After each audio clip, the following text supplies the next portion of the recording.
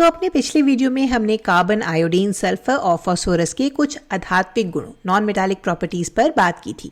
और वो क्या थे? तो हमने सीखा था कि ये अधातुएं चमकदार नहीं होती हैं सिवाय आयोडीन के, और ये नरम, आसानी से टूटने वाली यानी भंगुर होती हैं। इसके साथ ही ये आघातवर्ध्य और तन्य नहीं होती हैं। हालांकि कार्बन के कुछ रूप इसका अपवाद हो सकते हैं। इस वीडियो में हम इन अधातुओं के कुछ और गुणों के बारे में जानेंगे। ठीक है, तो चलिए शुरू करते हैं। चलिए इसे देखिए। आपको क्या लगता है कि हम यहाँ क्या जांच रहे हैं? गेस करिए। तो हम यहाँ विद्युत चालकता, इलेक्ट्रिकल कंडक्टिविटी के बारे में बात करने जा रहे हैं। यानी क्या कोई पदार्थ अपने अंदर से बिजली को गुजरने देता है या नहीं। तो इसे देखिए, हमारे पास यहाँ एक साधारण सर्किट है। एक बैटरी है, कुछ तार हैं और एक बल्ब जो चमक रहा है, क्योंकि सर्किट से करंट यानी विद्युत प्रवाहित हो रही है। अब क्या होगा अगर हम यहाँ से तार को काट दें? बल्ब बुझ जाता है। क्यों? क्योंकि करंट अब आगे नहीं बह सकती। अब चलिए अपनी अधातुओं को एक एक करके जांचते हैं और देखते हैं कि क्या वे विद्युत का चालन कर सकती हैं या नहीं। दूसरे शब्दों में, क्या वे अपने अंदर से करंट को गुजरने देती हैं? आइए पता लगाते हैं। तो सबसे पहले हमारे पास सल्फर है। हम सल्फर को यहाँ रखते हैं जहाँ तार कटा हुआ था। तो क्या बल्ब जला? नहीं, ये बुझा ही रहता है। इसका मतलब है कि सल्फर बिजली का चालक नहीं है, ये कंडक्टर नहीं है, ये अपने अंदर से करंट को नहीं गुजरने दे रहा है। फिर है फास्फोरस। वही सेटअप है, वही टेस्ट है, और हम देखते हैं कि बल्ब फिर से बुझा रहता है। तो क्या निष्कर्ष निकला? फास्फोरस भी बिजली का चालन नहीं करता है, विद्युत का चालन नहीं करता है। अब चलिए आयोडीन को आजमाते हैं। आपको क्या लगता है, ये बिजली का चालन करेगा कि नहीं करेगा? चलिए जांचते हैं। नहीं, अभी भी बल्ब नहीं जला। इसका मतलब है कि आयोडीन भी एक विद्युतरोधी है। विद्युतरोधी का मतलब वो पदार्थ जो बिजली का चालन नहीं करते, विद्युत का चालन नहीं करते। तो आयोडीन भी करंट को या विद्युत को अपने भीतर से नहीं गुजरने देता। और अंत में हमारे पास कार्बन है, यहाँ इस रूप में जो आप देख रहे हैं। और ध्यान दीजिए, ये बहुत महत्वपूर्ण है कि हम कार्बन का कौन सा रूप ले रहे हैं। ये हम अंत में देखेंगे कि ये महत्वपूर्ण क्यों है। तो अभी हम फिलहाल कार्बन को इस रूप में सर्किट में रखते हैं और देखते हैं कि कुछ नहीं होता, बल्ब बुझा रहता है। इसका क्या अर्थ है? इसका अर्थ है कि कार्बन का यह रूप बिजली का चालन नहीं करता। लेकिन यहाँ एक अपवाद है, एक एक्सेप्शन है, और हम उस पर बाद में बात करेंगे। तो यहाँ व्यापक निष्कर्ष क्या है? याद कीजिए, जब हमने धातुओं की जांच की थी तो हमने देखा था कि वे कितनी आसानी से विद्युत का चालन करती हैं। धातुएं बहुत अच्छी चालक होती हैं, इसीलिए हम अपने घरों में विद्युत ले जाने के लिए, बिजली ले जाने के लिए तांबे के तारों का उपयोग करते हैं। लेकिन अधिकतर अधातुएं कुचालक होती हैं, वे करंट को अपने भीतर से नहीं गुजरने देती, जो उन्हें विद्युत रोधी बनाता है। हाँ, इसके कुछ अपवाद हैं, लेकिन व्यापक तौर पर अधातुएं बिजली के चालन में अच्छी नहीं होती हैं। फिर है तापीय चालकता, थर्मल कंडक्टिविटी। अब इसका मतलब क्या है? तो ये बहुत आसान है। हम ये जांच रहे हैं कि क्या कोई पदार्थ एक सिरे से दूसरे सिरे तक ऊष्मा को स्थानांतरित कर सकता है या नहीं। तो अगर हम पदार्थ के एक हिस्से को गर्म करते हैं तो क्या गर्मी उसके अंदर से गुजरकर दूसरे हिस्से को भी गर्म कर देगी? यही हमें पता लगाना है। तो फिर से सल्फर से शुरू करते हैं। हम सल्फर के एक हिस्से को गर्म करते हैं और क्या होता है? दूसरा हिस्सा ठंडा ही रहता है, उसके तापमान में कोई बदलाव नहीं होता। तो ये हमें बताता है कि सल्फर ऊष्मा का, हीट का चालन नहीं करता, ये गर्मी को आर पार नहीं जाने देता। अगला हमारे पास फास्फोरस है। वही परीक्षण हम इसके साथ भी करते हैं। हम एक सिरे को गर्म करते हैं, लेकिन हम देखते हैं कि दूसरा सिरा उसी तापमान पर रहता है जिस पर वो पहले था, एकदम ठंडा। तो गर्मी एक सिरे से दूसरे सिरे की ओर नहीं जाती, तो फास्फोरस भी ऊष्मा का चालन नहीं करता। अब चलिए आयोडीन की जांच करते हैं। आपको क्या लगता है कि क्या होगा?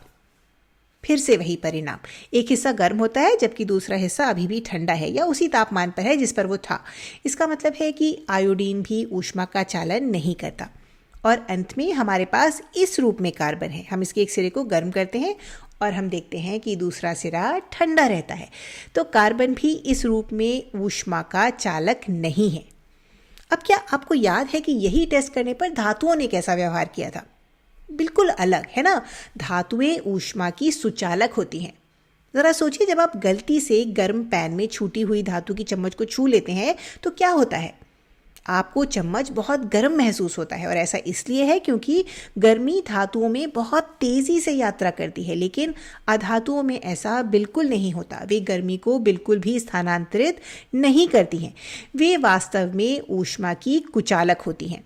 तो अगर आप किसी चीज़ से गर्मी को आर पार जाने से रोकना चाहते हैं तो अधातुएं इसका एक बहुत अच्छा विकल्प है। चलिए अब हम अपने आखिरी गुण पर आ गए हैं। हमने अपनी सभी चुनी हुई अधातुओं को यहाँ एक कतार में लगा दिया है। क्या आप अनुमान लगा सकते हैं कि हम क्या चीज़ जांचने वाले हैं? हाँ, हम ध्वनिकता की, सोनोरिटी की जांच करने जा रहे हैं, यानी किसी पदार्थ का वह गुण जिसके कारण वह टकराने पर धातु जैसी गूंजने वाली आवाज़ उत्पन्न करता है। याद है हमने क्या देखा था जब हम धातुओं पर चोट करते हैं? हमने देखा था कि वे कैसे खनकती या गूंजती हैं। चलिए देखते हैं कि क्या अधातुएं भी ऐसा ही व्यवहार करती हैं। तो सबसे पहले हमारे पास कार्बन है। हम इसे हल्का सा थपथपाते हैं और क्या होता है? यहाँ कोई धात्विक आवाज़ नहीं होती। कार्बन ध्वनिक नहीं है, ये गूंजने वाली आवाज़ नहीं करता। चलिए फॉस्फोरस की ओर बढ़ते हैं, इसे मारते हैं और सुनते हैं। कुछ नहीं होता, कोई गूंजने वाली आवाज़ नहीं होती, कोई धात्विक खनक नहीं होती। तो फॉस्फोरस भी ध्वनिक नहीं है। अब आयोडीन की बारी है। चलिए आयोडीन को थपथपाते हैं और फिर से कोई धात्विक आवाज़ नहीं होती, आयोडीन भी ध्वनिक नहीं है।